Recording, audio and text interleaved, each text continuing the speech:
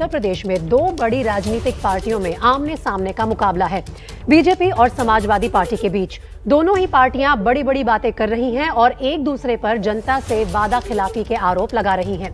सवाल ये कि चुनाव से पहले जनता से किए वादे किसने पूरे किए, देखिए ये रिपोर्ट।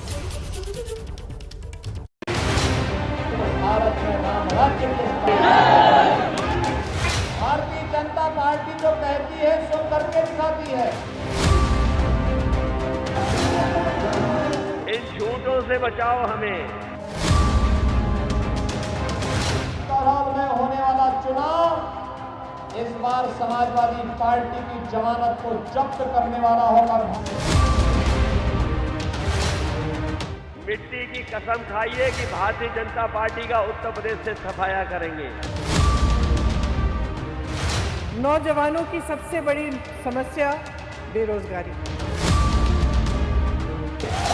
हमने 5 लाख सरकारी नौकरी बिना भेदभाव के दिए हैं। यही चीज समाजवादी पार्टी करती है, तो खोखली घोषणाएं। कांग्रेस से भी बच के रहना। कांग्रेस की चर्चा करूं तो इसकी तो कोई बहुत आवश्यकता है। चुनाव के समय बड़ी बड़ी बातें। तीसरे चरण में भारतीय जनता पार्टी शून्य होने जा रही है। भाइयों बहनों, ये गर्मी 10 मार्च के बाद अपने आप शांत हो जाएगी।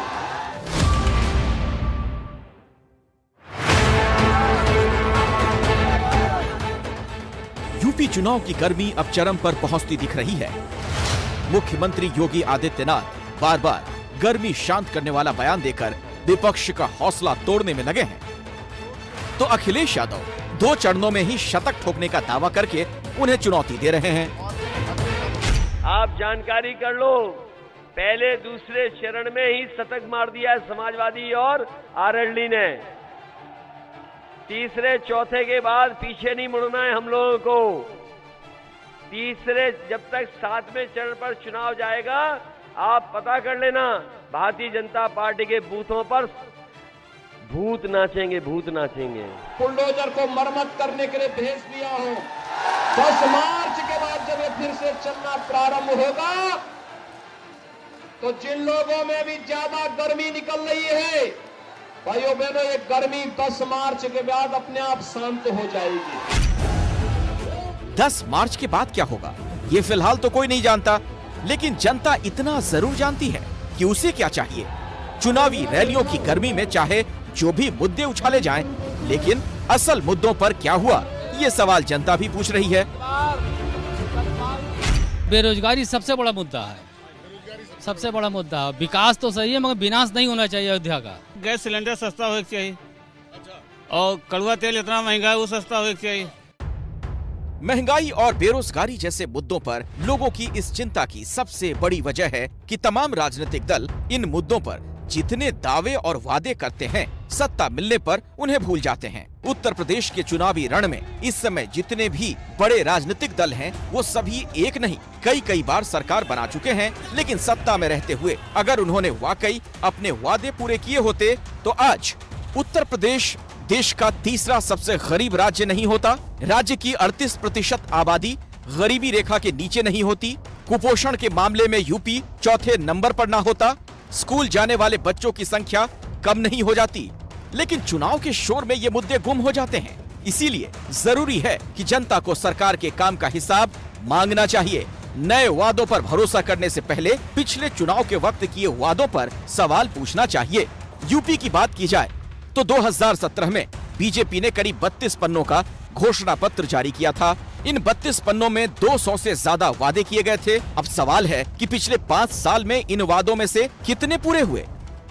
2017 के संकल्प पत्र में 212 संकल्प थे, उसमें से 92% संकल्प को आज हम समाप्त करने के बाद फिर से आपके सामने हमारा संकल्प पत्र लेकर आए।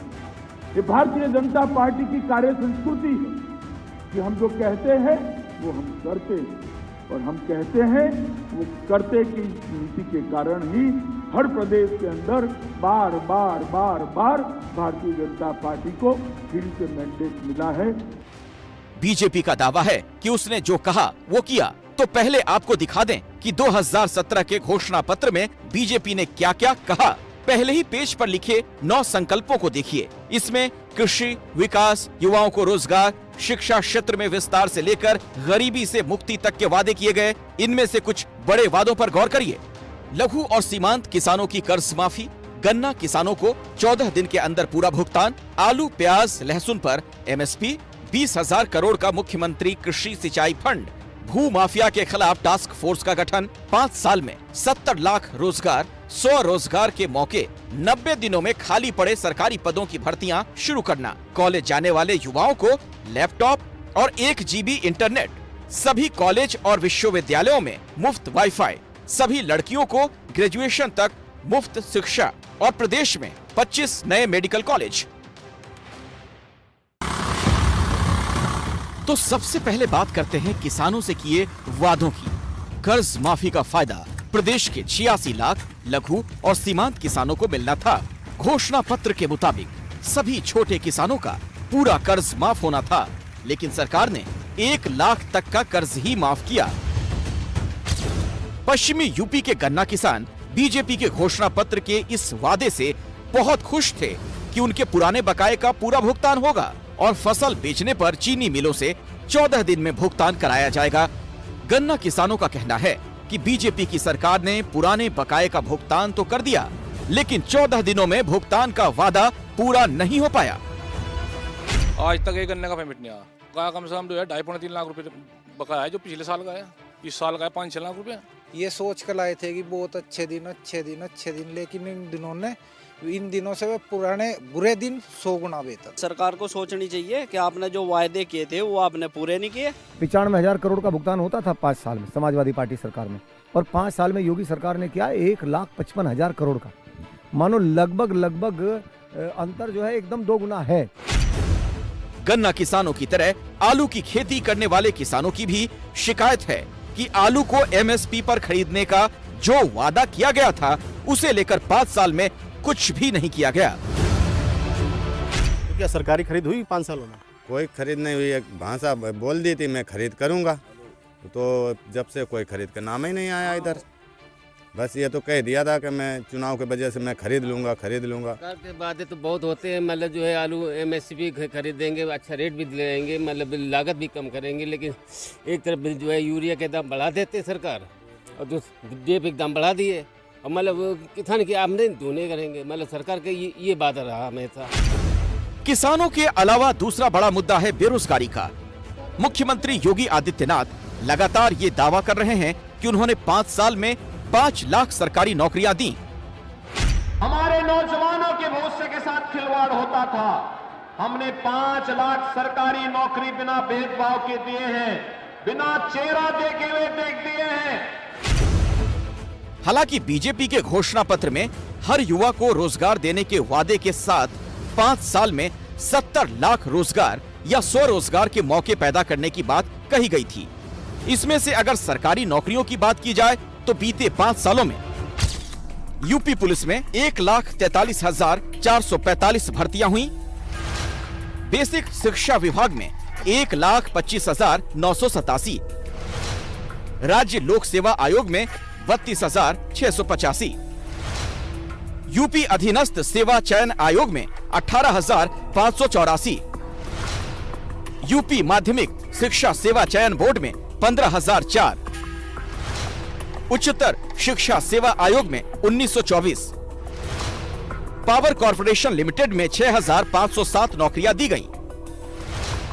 इस तरह 5 साल में योगी सरकार ने कुल 3,44,136 सरकारी नौकरियां दी।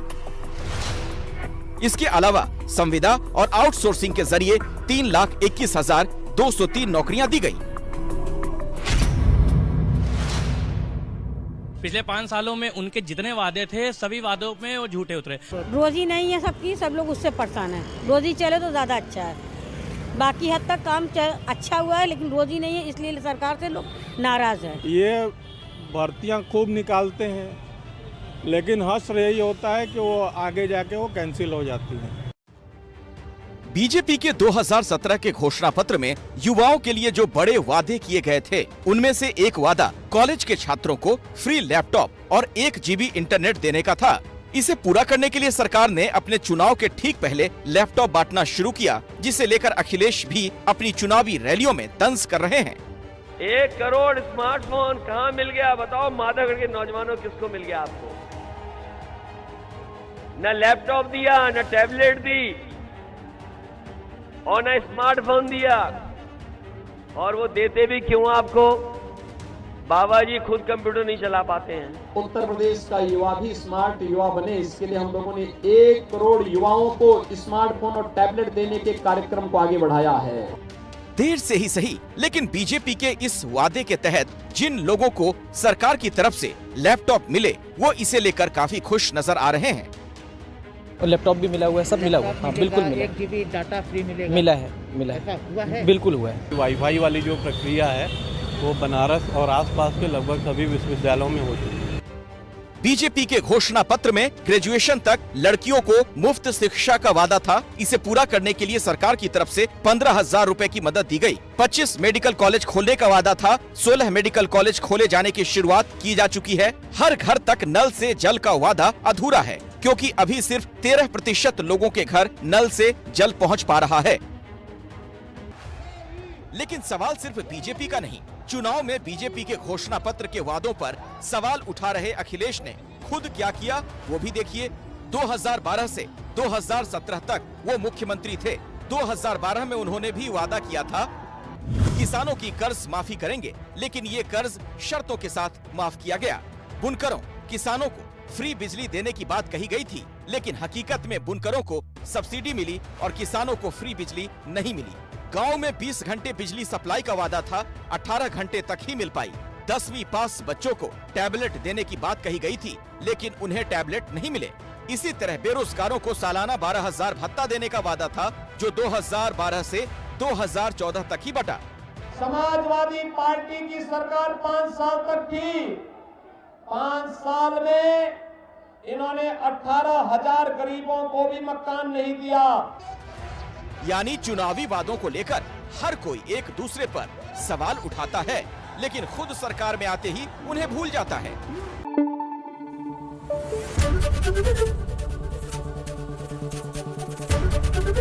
ABP न्यूज आपको रखे आगे।